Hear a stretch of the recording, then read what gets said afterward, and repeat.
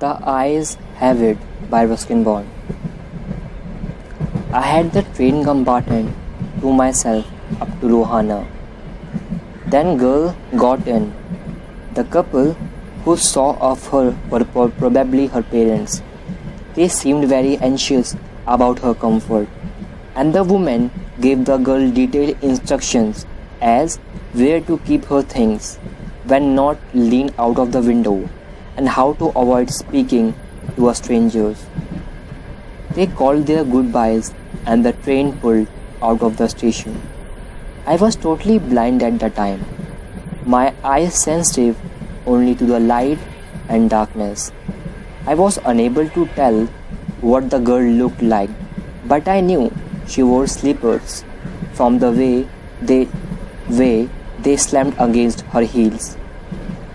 It would take me some time to discover something about her looks, and perhaps I never would.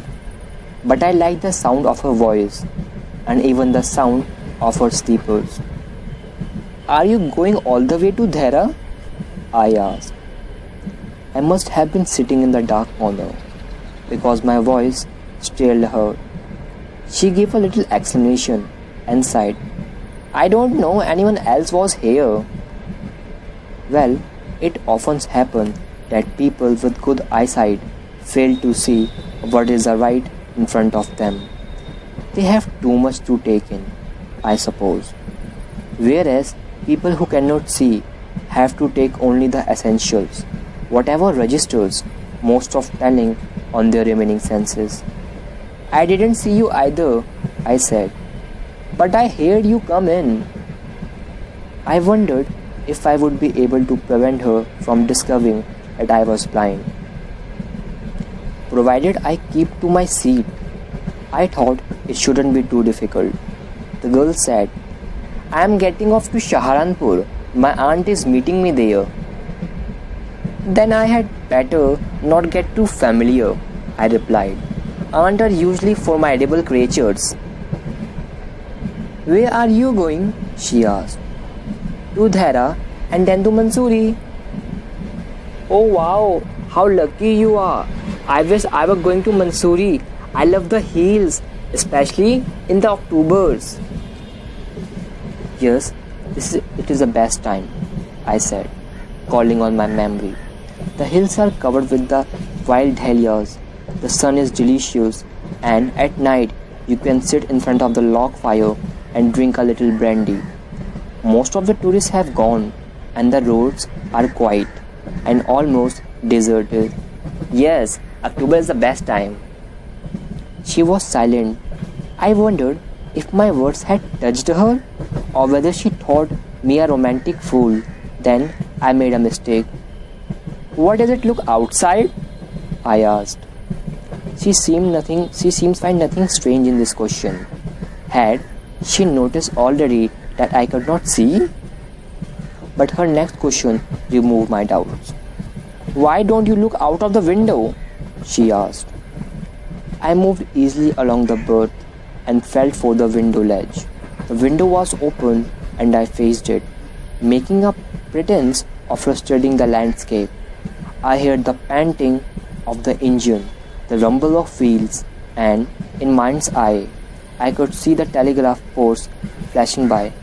"Have you noticed, Adventure, that dreams seem to be too moving while seem to be standing still?" "That's all that always happens," she said. "Do you see animals?" "No," I answered quite confidently. I knew that there were hardly animals left in the forest of near Dhara. I turned from the window and faced the girl. For a while, we sat in silence. "You have an interesting face," I remarked. I was becoming quite daring, but it was a safe mark. Few girls can resist flattery. She laughed pleasantly, a clear, ringing laugh. "It's nice to be told I have an interesting face.